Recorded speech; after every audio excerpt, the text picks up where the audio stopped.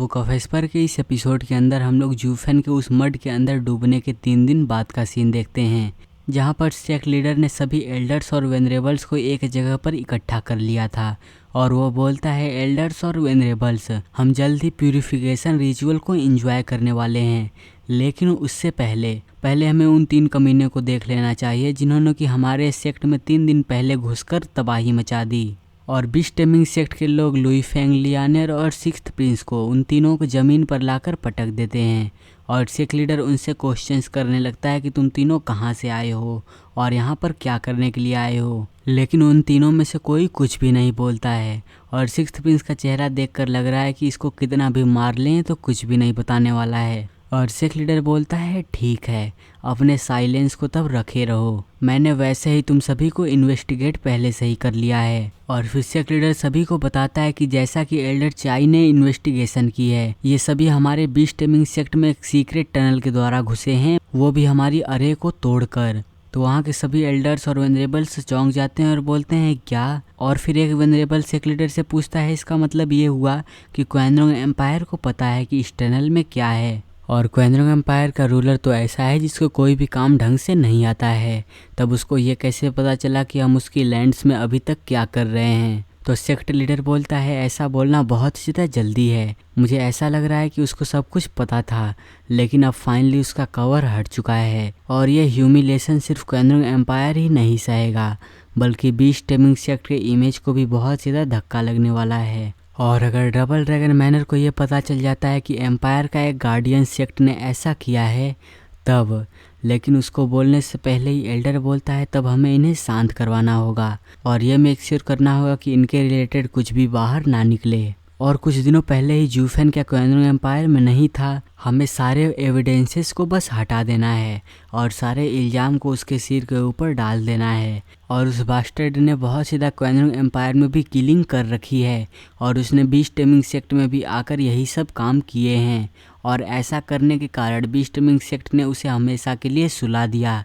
और ऐसा अगर हम लोग बोलेंगे तो शायद से डबल ड्रैगन मैनर हमें इनाम भी दे सकता है। वो सभी ये सब बातें कर ही रहे थे कि सिक्स्थ प्रिंस उन पर चिल्लाने लगता है और बोलता है, तुम सभी डैम हिपोक्रीट्स, तुम सभी बहुत सीधा नीचे गिर रहे हो और झूठी झूठी कहानियां बना रहे हो और ये लॉफेबल है कि तुम्हारे जैसा एक राइटियस सेक्ट ऐसा काम कर रहा है और तुम सभी तो सर जू के कंपैरिजन में भी नहीं आते हो और एक दिन जितना भी तुमने अभी तक ये सब काम किए हैं उनका तुम्हें रीपे करना होगा और वो भी इस तरीके से जिसको कि तुमने कभी सोचा भी नहीं होगा।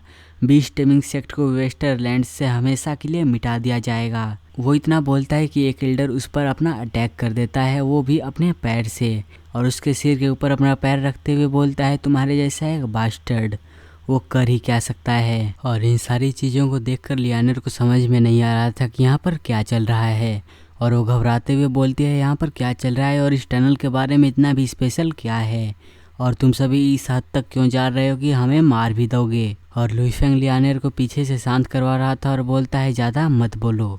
और सेक्ट लीडर की भी नज़र उस पर पड़ जाती है और बोलता है, ओह, मुझे ऐसा लगा था कि तुम्हें सब कुछ पता है, लेकिन ऐसा कुछ भी नहीं है। और लुई फेंग भी बोलता है, हाँ हमें कुछ भी नहीं पता है, ना मेरे फादर को ना मेरे सिस्टर को, इसीलिए प्लीज़ हमें जाने दो और इस मामले में मत लाओ। लेकिन वहाँ के सारे एल्डर्स और वेनरेबल्स हंसने लगते हैं और फिर सिक्स्थ प्रिंस अभी भी उस जमीन में चिपका हुआ था और बोलता है, मिस लियानर, ये सभी पागल लोग हैं, इनसे कोई भी मतलब नहीं है कि इस टनल को खोजा गया था या फिर नहीं, बस उन्हें इससे मतलब है कि जो भी उसके पास जाएंगे उन्हें मार दिया जाएगा। और ये एक बहुत ही बड़ी तबाही है जो कि क्वेनरोंग एम्पायर के ऊपर पड़ने वाली है और इससे कोई भी नहीं बच सकता है। तो सेक्ट लीडर भी बोलता है, तुम सही बोल रहे हो और जो भी इस मामले के रिलेटेड रहेंगे उन्हें शांत करवा दिया जाएगा। तो लियानर घबरा जाती है और बोलती है, तुम्हारा इससे क्या मतलब है। तो सिक्स्थ प्रिंस बहुत ज़्यादा सीरियस सी आवाज़ में बोलता है, ये गैम्बल अब लॉस्ट हो गया, मैंने सोचा था कि सर जू उन सारे ट्रेटर्स को मार देंगे, मैं बस इतना क्लोज था, बहुत ज़्यादा क्लोज। और इतना बोलकर सिक्स्थ प्रिंस रोने लगता है और फिर धीरे धीरे फुल मून भी ऊपर आ जाता है और सेक्ट लीडर भी उसी का इंतज़ार कर रहा था। और जैसे ही फुल मून की किरणें उन फूलों पर पड़ती है वो सभी ब्लूम होना शुरू हो जाते हैं और वो सारे फूल एक साइड में हट जाते हैं और उस क्रेसेंट पुल का साफ पानी ऊपर दिखने लगता है। जो कि मून लाइट को भी अपने ऊपर से रिफ्लेक्ट कर रहा था। और सेक्ट लीडर बोलता है क्रेसेंट फुल अब फाइनली खुल चुका है और ये फ्लावर्स ये एबिस्मल स्वैम्प में रहते हैं और बहुत ही ज़्यादा डेडली होते हैं, लेकिन उनके लिए जो कि सिर्फ इसके पास आते हैं। और जब फुल मून जब बाहर आ जाता है तब ये क्रेसेंट पूल ये एक स्वर्ग जैसी जगह बन जाता है जहाँ पर लोग कल्टीवेशन कर सकते हैं। और यहाँ पर एक दिन कल्टीवेशन करना मतलब कि बाहर 1 साल कल्टीवेशन करने के बराबर है और नेचर ही ऐसे मार्वल को बर्थ दे सकती है। और फिर एक वेनरेबल सेक्ट लीडर से रिक्वेस्ट करता है और बोलता है सेक्ट लीडर टाइम किसी का भी इंतज़ार नहीं करता है और ये चीज़ एक वेडिंग नाइट से भी ज़्यादा इम्पॉर्टेंट है, इसीलिए चलिए हम अंदर चलते हैं और ट्रेन करते हैं। लेकिन वो साला एल्डर उसकी नज़र पहले से ही लियानेर पर थी और वो बोलता है सेक्ट लीडर उन तीनों का हम क्या करें। और सेक्ट लीडर भी देख लेता है और बोलता है जब भी फुल मून बाहर आता है तब हम अकेले कल्टीवेट करते हैं, लेकिन इस बार तुम लोग क्या सोचते हो, क्या हम डुअल कल्टीवेशन करें। और डुअल कल्टीवेशन मतलब वही जो आप सभी सोच रहे हो। और फिर सेक्ट लीडर लियानेर को उठा लेता है और बोलता है सेक्ट लीडर तो बहुत ज़्यादा समझदार हैं और इस चीज़ से हमारी कल्टीवेशन भी तेज़ी से आगे बढ़ेगी।